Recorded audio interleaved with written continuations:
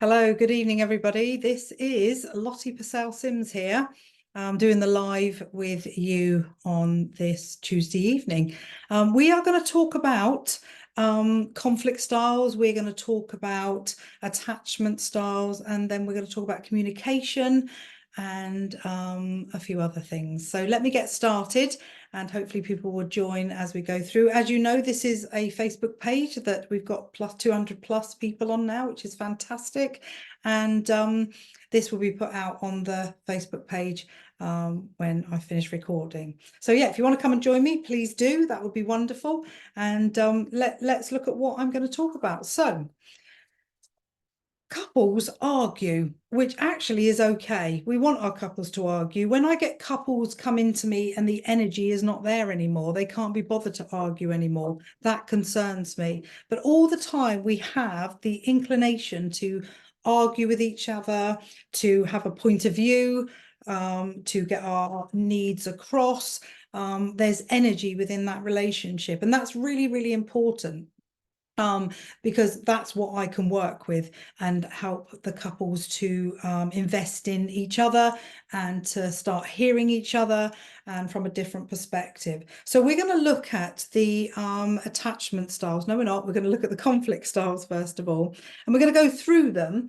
And I want you to think about which one you might be. Now, we are all of them in different situations.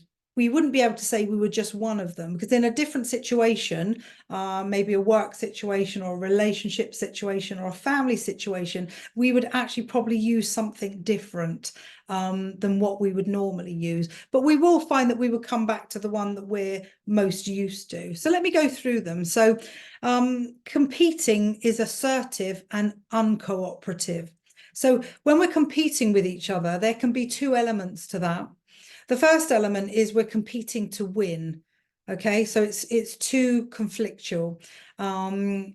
However, if we're competing to help each other, like maybe let's go to the gym together and let's compete against each other, that would be something that would be quite nice to do. So when we're talking about competing, we don't want it to be from the person who's pursuing their own needs completely. They're not taking into consideration what the other person's needs are, because they want to be competitive, they want to win. And we find that that actually goes nowhere. They end up coming away from each other. They're both competitive and there is no win situation. And they find it really hard to come back together to talk about that. They go reflectively into another competitive situation. The other one is accommodating, which is unassertive and cooperative. Okay, so if we're accommodating, we can sometimes feel like we're giving something up. So it is the complete opposite to competing. It feels like I'm deciding to say yes to something when I don't really want to. It feels like I've let something go of myself that I wish I hadn't. And we end up as an individual neglecting our own personal needs. So we end up feeling quite self-sacrificing, where we wish we hadn't. And we're left with sort of that feeling of an unfairness or an injustice. And we sort of are always taking the other person's point of view, which means sometimes we don't end up having a voice. So it's really important that in a couple relationship, we have and give enough space for each other to be heard. If we're doing an avoiding conflict, we're unassertive and definitely uncooperative. Okay, so the person either pursues his own concerns or the concerns of another individual. So either way, there's an avoidance on each side. So nobody is looking out for the other, and you end up not looking out for your own needs that don't get heard or don't get said or don't even get noticed.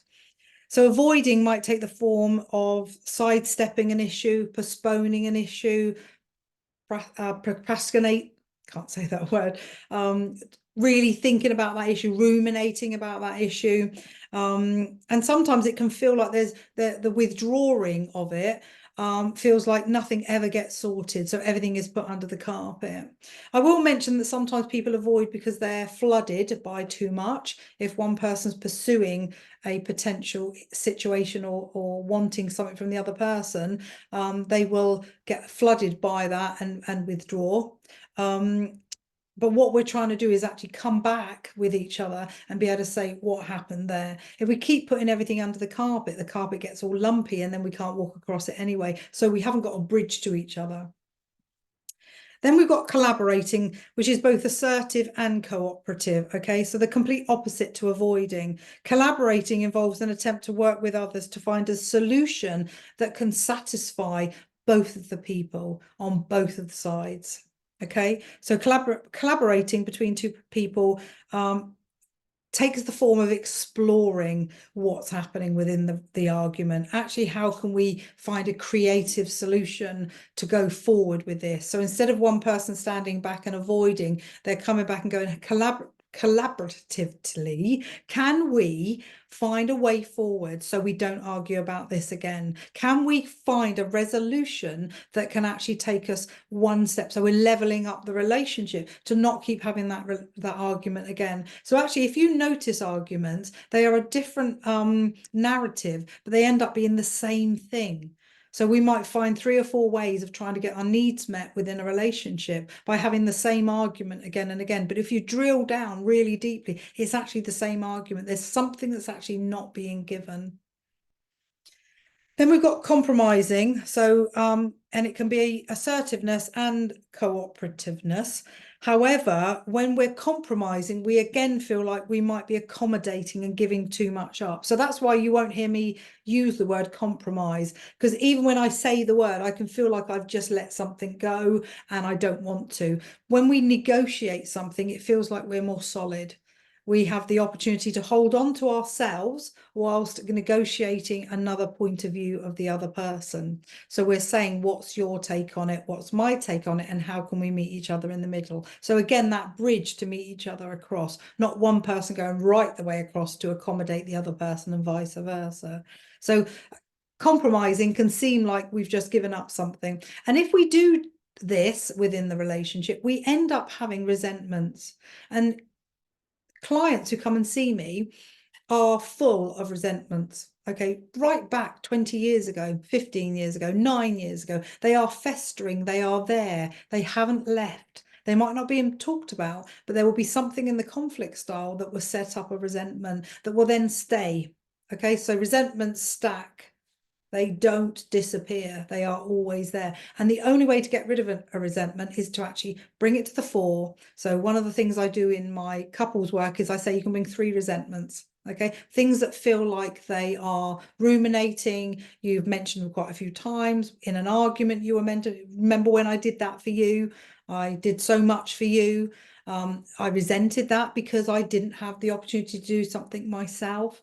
So bring 3 resentments to the table and we will talk them through. And what we're looking for is the acceptance that that happened. So both of you actually remember it, but also how can we then lay it to rest so that it doesn't ever come back up again. And that might be an apology. That might be actually acknowledging why you said it at the time. And the reasons behind it. So we're not validating ourselves. We're going, I now know why I said that in the way that I said it. So each of us are capable of using the 5 conflicts modes in different situations, okay? But we will sometimes rely on one mode more than the other because it's just become the ritualistic place that we end up being. And our conflict behavior in a relationship is therefore the result of our personal way of being, but also our upbringing, what you saw as a family of origin, how conflict was dealt with. So whether it was not discussed and put under the carpet, whether it was very loud and shouty and gives you the opportunity to be heard. Unfortunately, sometimes if you're with someone that didn't have a shouty family, that would really make them go into flooding. So having a conflict style that you can actually say to yourself, right, how do I need to get my needs met? And going towards this person, how would that be possible? So I do the 3 A's. So if we're trying to talk to our client or our partner, is agenda, aggression, or attitude. So if you've got any of these things going on for you and you want something from your partner, and your conflict style might be competing. Okay, so you're going to go in there with a little bit of aggression and a bit of an agenda. I want to get my own way, and an attitude. What I want you to do is step back and say to yourself, let me just stop a minute. Let me see if I've got an agenda. I'm going to go in there and I'm going to win. I'm going to go in there and actually I'm not going to compromise myself. Okay. If we've got aggression, definitely don't go into a relationship at that time with that person about that subject. Settle your own nervous system. And then we've got an attitude. What attitude have you got that you think that you need to perform in front of your partner that stops you from just allowing yourself to calm before you go and ask that person? Because all of that behavior, a way of being, will come out in the language, in the tone, in the sharpness, in how quickly the information comes out of your mouth. All of it will be seen as something that you're trying to get that the other person actually hasn't been prepped for. Can I talk to you? Is this a good time? So conflict happens when we are in our nervous system state, actually wanting some of our needs to be met. And if they're not being met, we then go to a different level and we think actually that level will get us what we need. But if the other person is in conflict with that in the first place, then we're not going to get our needs met and we won't be heard properly. So what I want you to think about is self-management, the ability to control the impulsive behaviors that we might have when we're in conflict. And I want you to really remember that anger is a normal process. To have anger, conflict is growth trying to happen. So it's okay for us to be angry with something. That's a boundary for us. If something comes this way and it actually makes us angry, or we allow it to make us angry, then we will be sitting in a place of, that's not acceptable to me. That tone's not acceptable. The swearing's not acceptable. We're not going to do this. I need to come away from you. And when you're ready for me to be able to hear you well, then I'll come back. So the self-management part of ourselves is very important. So ability to control our impulsive behaviors, okay? Getting to know your triggers. Okay, so if you really get to know what triggers you within a relationship as an individual, then no one else can push those triggers anymore, only yourself. Okay, so our triggers are always there they can be highlighted at any time by anything, not just our partner, somebody saying something random. So there is that filing cabinet in our subconscious that continues to always come up in different ways, shapes or forms. So in memory, in thought, in feeling, in smell, in hearing, that never leaves us completely. But when we're talking about our partner, if our partner is actually triggering us, and we need to talk about what those triggers are within a partnership, and actually if they're doing it again, but they know what they are, that's cruel. They need to stop it. So we as individuals need to get to know what our triggers are and really invest in what are they and what happens to me when I hear that, and how can I soothe myself so that when I hear it again, it's less and less and less. And then managing our emotions in a really healthy way. So emotions, we need them, okay? From sadness, joy, happiness, jealousy, all the raft of emotions that we have, we need them, okay? They are intermittent, they are continuous. You know, a feeling we would have many a day. You know, you could look up at the sky and think to yourself, what a beautiful, beautiful sunset or moon. I'm happy. You could stub your toe on the bed and go, well, I'm really unhappy. So these are all different feelings and emotions that we have along the way, okay? But I separate feelings from emotions. A feeling could be something that we have. That person's cut me up. They've really annoyed me. Or I've had a really good day. I met my friend for coffee. Our feelings are like this. I feel emotions are attached to a story. And the reason why our emotions stay for much longer is because there's a story attached to them. And we all have our narrative of our life. We all have a story, which is very important to us. And we attach that onto the emotion. And the emotion gets stuck. And that's why we've got to manage them. It's our responsibility to manage our own emotions. Now, if you're in a partnership with somebody, I want them to get to know what those emotions are. I want them to be able to say to you, what do you need from me right now? Because they can't rescue you. They weren't there with you when you were 7 or 12. They didn't know what your family of origin was like, or whether it was good or bad. You can hear the stories, but you didn't have the feeling of their process or yours. So that's why the triggers are so important to actually manage. And conflict is a way of actually working out what works for you in a conflictual way and what won't work for you at all. that you won't accept anymore. Then I want us to look at self-reflection, okay? Like I've said before, identify the triggers. So they're cyclical. They will come back again and again and again. So when we're talking about conflict, we need to really find out what our triggers are. And they can be as simple as somebody saying, you can't have everything in life. And that's probably true. But when I think back to when that was said to me in a situation, that would be something that would have before triggered me massively. Just take an intake of breath, I breathe out, and I can sit with that if somebody says that now. I couldn't before. So really think about what your triggers are. And we don't have to go with somebody else's escalation. If somebody's there, we can stay here. We don't have to react to the reactivity. So align your thoughts, feelings, and behaviors. Okay, if we were doing a little bit of CBT, cognitive behavioral therapy, we would be looking at the thought, we'd attach the feeling to it, and then we would be the behavior would then come from those two things. What we've got to do is we've got to think, and then we've got to meta think. So think about your thinking.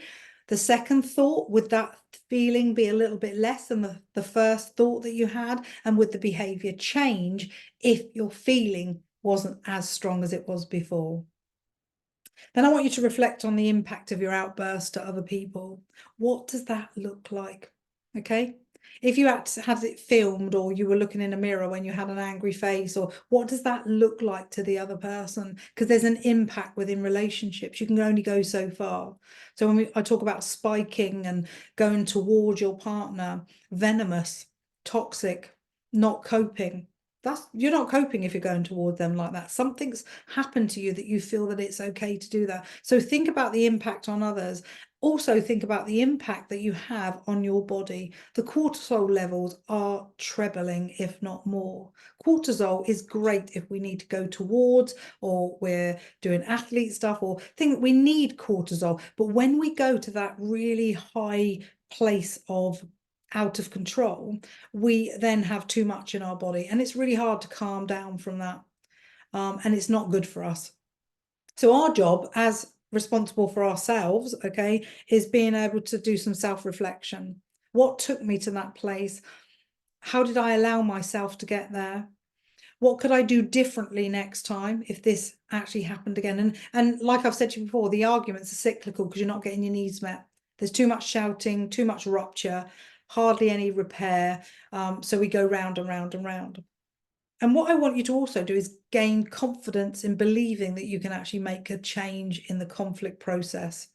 People say, I saw red, 0 to 60. We can actually change that. We don't have to stay like that. I've got clients sometimes who say that they are still in tantrum stage at 30 to 40. And actually that can be changed. We don't have to have tantrums at that age. There's a childlike quality, not a childish quality going on for them, that they're actually trying to be seen, which maybe if you look at family of origin, they weren't seen before. So that would be sort of some deep diving stuff to go into. Then I want us to focus on the identity of conflict. So the good thing about conflict is if we talk to each other, we can get some feedback. What was it like when we were arguing? Reflect on the performance of actually how it went. Did we have a resolution? Were we able to exercise restraint? Did we have a debrief later on and go back to the argument? Or did we pretend everything was okay and we were checking in for safety first? I don't really want to talk about the argument. This is in our head, remember. I don't want to talk about the argument. I want to feel safe in this relationship. So let's not talk about it. Let's pretend it didn't happen. And the first thing you say to your partner is, are you okay? Are you okay? Okay, it's such a chirpy, okay, and the other person's looking for safety too, and they go, yeah, I'm all right. They don't talk about what's just happened, and that's a rupture, and that rupture doesn't go away, it just stays there. Okay, and then the resentment builds on, if only that person knew how hurt I was, if only that person actually would have come and cuddled me, if they knew how much pain I was in. They're not going to, you didn't discuss it. Then I want you to look at your emotional strengths. So what is your pattern of arguing? There's a pattern to arguing, okay? Look at your emotional strength. How could you become more resilient in arguing? So we can argue better. for better outcomes. We don't have to always do the same argument. And I want you to notice, do you notice we're arguing about the TV remote again? Do you notice we're arguing about your family again? Do you notice we're arguing about, actually, I asked you to put that in the dishwasher? A lot of this is not about the things that I've just described. A lot of it is about how significant am I to you? How important am I to you? Am I seen within this relationship? Am I being heard? Is there any needs that I'd like to be met, but I say them probably about lots and lots and lots and lots of times to you, but they're not heard. So I think we did a thing like this the other week, and we were talking about the erosion of a relationship doesn't start with the really sad stuff at the end. It starts by one person checking out and not being able to sustain the relationship from the very beginning. If one person is saying to that other person, I need you to listen because I've got something to tell you, that person doesn't, that's when the erosion starts. So if there is something that your partner wants to share with you, it's so important to just go, put everything down, phones, knives and forks, children, and go, what is it that you need from me? For me, relationships are really important. Okay, people are splitting up for the wrong reasons, and I don't want them to, because I'm having people coming back to me who are in new relationships, and I see the same way of being, the same behaviors, the same language, the same emotional content that they had with the partner before. They haven't changed because they haven't learnt to be different.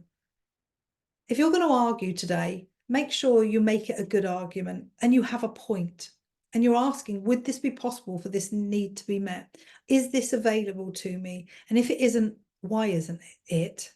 And if it is, how can we then implement it? Argue better. Communication is about better outcomes. So please keep talking to each other. And I know a lot of people hear all the time, communication is the key. I think communication and empathy is the key. If we can be empathic to the other person's pain, we can actually see them. And if we can see them, we're able to actually go, I can see, hear, and I want to validate that I've just heard you.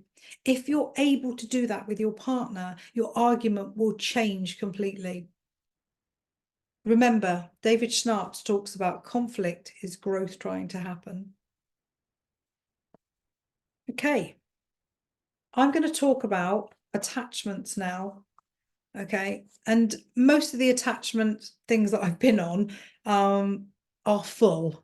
I don't know, there may be some people out there who have gone on these, and they're absolutely full. Okay, there's 64 attachments that attach onto different attachments, so it's absolutely huge. I can't do it like that. My brain won't allow me to do it like that. So what I want to do is talk about attachments. So attachments are the key to the childhood template, or the structure that you use to survive as a child. Okay, so if you had a family who had a secure base, okay, there wouldn't have been very much anxiety. It would have been a safe environment. You would have been able to thrive and strive to be the best that you possibly could be. Okay. And what you would be trying to do when you meet somebody in a relationship would be that you would be taking that into as a template for that relationship. Okay. Now, if you came into a relationship with somebody that maybe had a disorganized attachment, so their family maybe gave love, receded love, was there, then absent. So there was a lot of disorder, there was a lot of chaos within that relationship. Now, if those two people got together, we've got a dolphin, okay, and then we've got an anemone, okay, a sea urchin. And what happens with that relationship is that this person would be going, it's safe here, okay, and the sea urchin would be going, it is, come in. But because of the disorganization of the attachment of the anemone, then suddenly they'd let go of them and be absent. This person wouldn't know what was happening for them. And this person would be like, I need to keep safe. I can't hold on to you as much as I want to, because actually my past was about, I was in, I was out.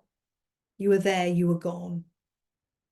So I have to do it in a form of animals, which I'm going to pick up now. Bear with me. So, like I said to you, the dolphin is a securely attached person, okay? And swimming around, you know, not worrying about anything, just living life. Parents are really attentive and there when they're needed.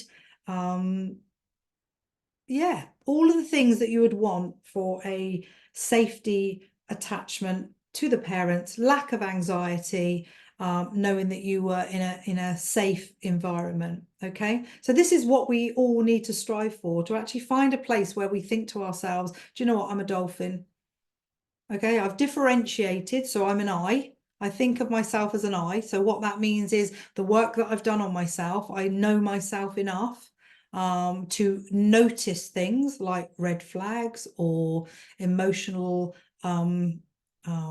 somebody being emotionally manipulative, or there are signs for me that would give me the opportunity to be able to be secure enough to actually work out when I'm not okay. Okay, to be able to come back into this secure place. And this is the place that we'd really like to get to.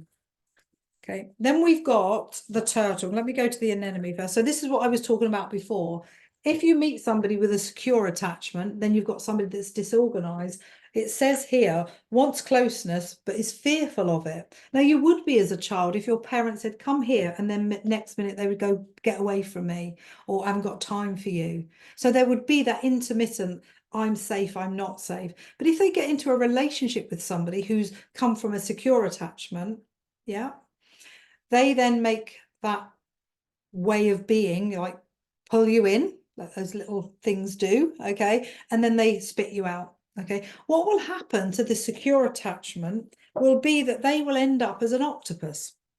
They might end up as an octopus, I'd like to say, because if you've really come from a secure base, you might be able to hold on to yourself and go, I'm not actually going to put up with this. We're either in a relationship or we're not in a relationship. But however, if you find yourself not being able to hold that space for yourself, you will end up with a anxious attachment. You won't know where you are. So you've not been used to this. You've actually had a family of origin that's been safe, that you've been able to connect with, you've grown up with. They are always the people that you go back to. But actually, if you meet somebody that's different from you in an attachment style, you can end up being quite anxious. So you're always having your tentacles out going, am I okay to come forward? Or is it safe for me to be part of this? And with the anemone, it would be some of the time, but not all of the time. So the person that becomes attached from a disorganized place will really unsettle that person that's come from a dolphin place and might end up like this. A better example of that might be if you were coming from a secure place and you went into a domestic violence relationship, you would end up anxiously attached. Okay, so we also can look at the turtle. So what I've got here is the dolphin and the turtle, okay? And the turtle is the one that is avoidant. Yeah, so that would be dismissive and fearful, neglectful and smothered. Okay, so they would be wanting closeness, but they wouldn't be able to cope with it because actually throughout their childhood, there was too much avoiding feelings, avoiding emotions, avoiding talking, avoiding being you. So these four characters from the sea is how I explain all of this to my clients, and being able to say to them, this is what I notice about you. There's a lot of avoidance. So, you know, all of the soft tissue part of you disappears into this really hard shell. Now that would be because they become overwhelmed. Yeah. So if we've got an anxiously attached octopus who's saying, come out, I need to know more information about you because I'm feeling lost, this person will automatically go further in. And what we've got to do if we want to work through that with our clients is being able to say to them, what I want you to do as an anxiously attached is step back, and I want you as a avoidant to step forward slightly so that we can actually talk about this. Our attachments can change. Okay, I'll give you an example then about the domestic violence. They don't have to stay the same. And I want us to strive to be in a place like the dolphin where we feel attached in a secure way to our partnership. What are the fears that are coming up in your partnership at the moment? Are there moments of distance and then closeness? Are there moments of avoidance and then back again? Is there one person in the relationship very needy, asking where you are and what you're doing, and can you phone me every few hours, or if you go out, can you send me a picture of where you're going? We need to not sit in this place of fear whilst we're in a relationship. I want us to have some freedom within the relationship. So separation brings closeness.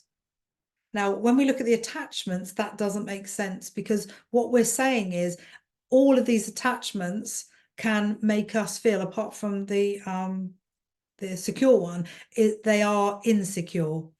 And actually what we're saying is try and regulate yourself in your attachment style so that your partner can have the freedom to go out.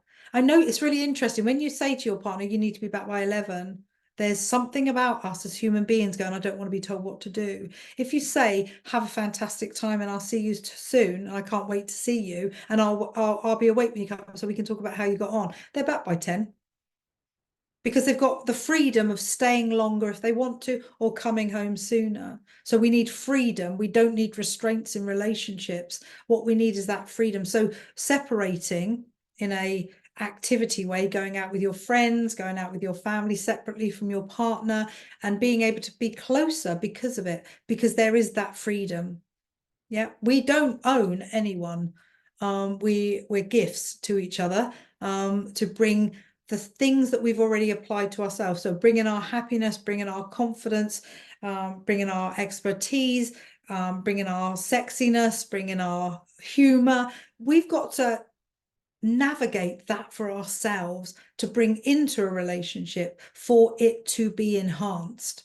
I don't want us to go into a relationship to see what we can get. Will this person make me happy? Will this person give me security? Will this person give me whatever it might be? Okay, there's a long, long list. What I want us to do is actually go into what can I give?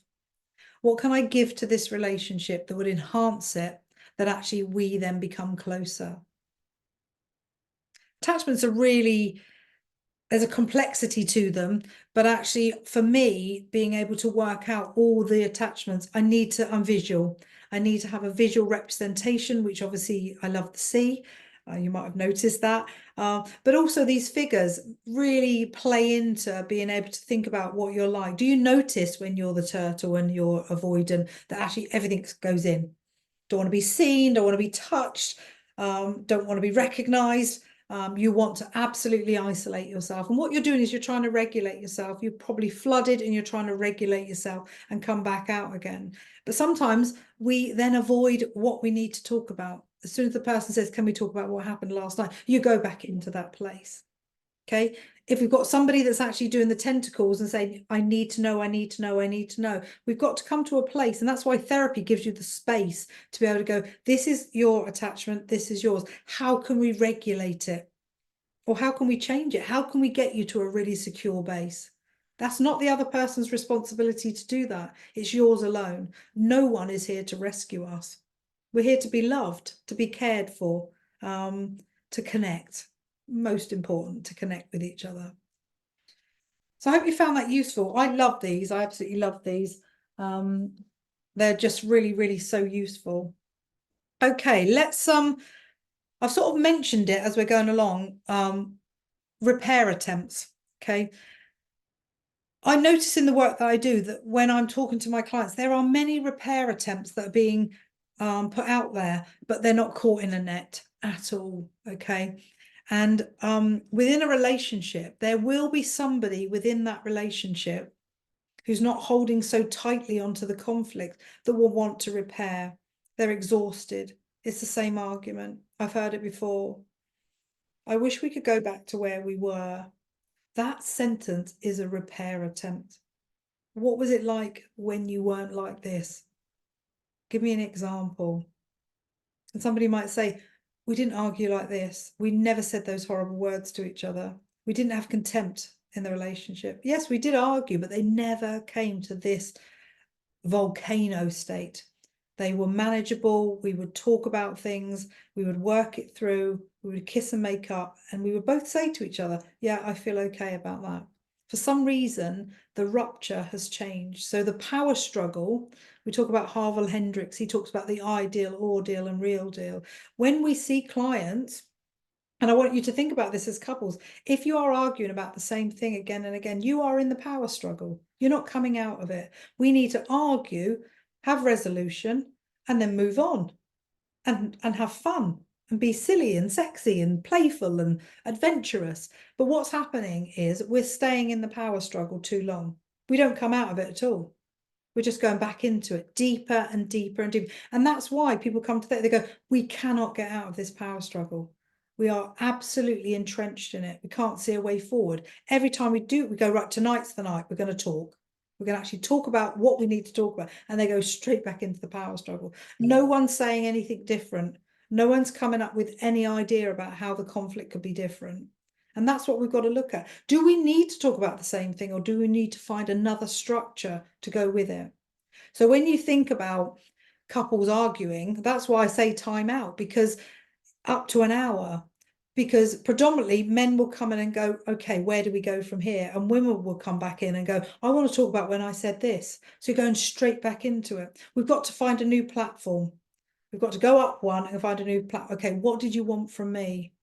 What were we arguing for? What did you expect that I would give you? What do you expect to be given? So we come back, we're not talking about the narrative anymore. We're talking about actually the takeaways. What do we get from arguing? Did each of us come to a place where we could actually say, negotiating, compromising? Okay, are we competing? Am I accommodating your needs and not forgetting about mine? So looking at the conflict styles is really important, but actually looking at how we can repair. So repair attempts are the little tiny things that are said that are disregarded. Well, we would be okay, wouldn't we, if we hadn't gone through this? That's that attempt to say, I wish we could go back to where we were before. I wouldn't want my clients to go back to where they were before, because they're going to end up where they are now. But that repair attempt is really important. What would it be like if you weren't arguing so much? We'd be having fun. We've got holidays that we want to go on, but we don't want to because we're so horrible to each other. There is a vision going on for this couple that they can't complete because they are in a place of flux. They are gridlocked and they can't find a way out. So I want you to really think about what a repair attempt would look like as a therapist listening to it, but also as a couple. When you're talking to each other, what other things would be said that actually would be a repair attempt? I wish this would stop. I wish I could see who I've become when I'm arguing with you. Think about that for a minute. When we're thinking about who we're becoming in a relationship, we're giving ourselves over to a lot of things. What are we letting go of? What have we compromised? What have we sacrificed? Who have I become while I've been in a relationship with you? That attempt to repair, okay, it doesn't sound like a repair attempt, but if it's said well, it can be. I want to find out why you and I are doing this. Why do we keep hurting each other? And then it gives you the opportunity to actually go, let's talk about that. Why do you keep hurting each other? What's the purpose? How can we align? So I look at couples like this. That's where they are, like that, with that gap, okay? They're close enough to be close and they're separate enough to be free. But what we're looking at is people this far away from each other. They've lost their way. And what we've got to do very slowly with different elements of work, homework and connectiveness and intimacy and sex, because that's my template, friendship, intimacy and sex, is bring them back and align them like this. Whereas actually a lot of couples nowadays are enmeshed. They're like this. There's no gap. What I want my couples to be is this. So there's lots of gaps, lots of opportunities, lots of support. One person might be, energized to go a little bit further with where they are in their relationship or work or family, and the other person goes, I'm here to support you. Fly and do what you need to do. And then your turn will come and the other person says, I'm going to support you and I'm going to help you fly in different directions whilst you're still being holding that intimacy place together. So you can do this and come back, do this and come back. Really important. So look out for repair attempts as a couple. What is being said? It might be an action. It might be you've had a big row, then somebody suddenly says, here's a cup of tea. They haven't made you a cup of tea for ages. Or I've done the washing up. Or I put the dishwasher on. Or don't know what it might be. It could be anything. But what we're saying here is listen out for that repair attempt, because it's definitely there. There will be a time when somebody will be a little less ambivalent to the relationship and go, what are we doing? Why are we doing this? Let's look at what the needs are. What are you asking from me, and what am I asking for you? And why are we arguing? What is it for? And the repair attempt will be the thing that you go, I want to make this better. I want to make it different. I want to come out of the power struggle. How could we use our energies for good? All the energy we use, and don't get me wrong, anger is a benign energy that we need to allow us to go forward. Okay, so I'm really annoyed about something. I want to talk to you about it. So we're talking about assertive anger here. I want to talk to you about it. I was really upset the other day when you said this, and I want to know what you meant by it. And I want you to know that I was hurt. Okay, what I meant by that, and it actually came out wrong because we were with our friends and I was showing off and I shouldn't have said it, and I apologize, and I don't think that at all. Are you able to repair that with me, or are you going to hold on to that? So what do you need from me to be able to repair that? So it just gives an indication of what needs to be repaired. Don't do a blanket sorry ever. I'm sorry for everything. That means nothing. Sorry and I love you are the most precious words in the world, I believe. Sorry needs to be, I'm sorry that I did that, but actually I don't feel like I'm sorry for that. So where does that leave you? That I meant that. That was from my differentiated place of that's my true feeling about something. If it hurt you, it wasn't meant to actually connect with you personally. It was something to do with me. But I am sorry about the other thing that I said. Now let's talk about where you sit with that. So if we've got good communication skills, the way I'm speaking, you can actually speak to each other. So we're doing assertive anger. We're not doing out of control anger. If we have a relationship that goes on too long where the needs aren't met, that's why it gets out of control. You might have asked many times to be heard, to be listened to. You might have asked for a request. You might have asked for reciprocity. I've done something here, and we agreed that you do something there, and something there never happens. So the resentment builds, and then we get frustrated, then we get angry. Full stop. So when we talk about anger and rage, which I haven't done tonight, but I'm just going to mention it, is that we are looking at anger full stop. Okay, it's benign, we need it, it strikes us forward in many situations. But rage is complex, unprocessed stuff from child that we've not able to get a grip of yet. And that's when we get triggered quite a lot if we don't know what our rage process is. So a lot of things as a child will go down into your body, like humiliation, embarrassment, whatever it might be, and we don't process it. Okay, so there might be a situation where you hear something that actually takes you to that really embarrassed place again. You can feel yourself going red, and you think to yourself, oh God, that's not now. That was when I was 3, 4, 5. But I'm feeling what that feeling was like now. Okay, so there's a trigger. You know that trigger now, and then you regulate yourself. So if somebody ever says that in a different situation, the trigger would be a completely different feeling. Because what we're doing is regulating, we're self-managing the things that are coming towards us so that no one else can press our triggers anymore.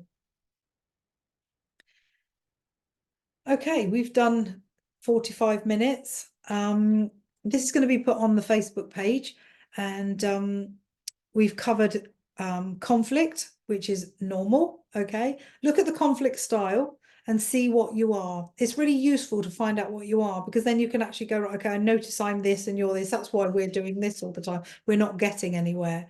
I wonder whether we can actually slightly change our way of being and actually look at negotiating how we're doing our conflict styles instead of batting towards each other all the time. Then we've looked at attachments in a very simplistic way, being able to think about, what am I? Am I a turtle? Am I an octopus? Am I a dolphin? Or am I an anemone? Because if you recognize that in yourself, this is the time that we can go, I don't want to be that disorganized anemone. I want to be able to accept people into my life. And it will feel like a risk, but we need to try these things. CBT, cognitive behavioral therapy, talks about viva exposure.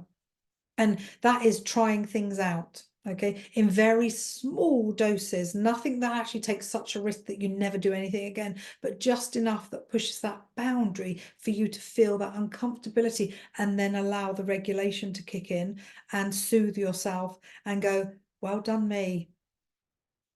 I've just made a tiny weeny change to how I actually act out in different situations.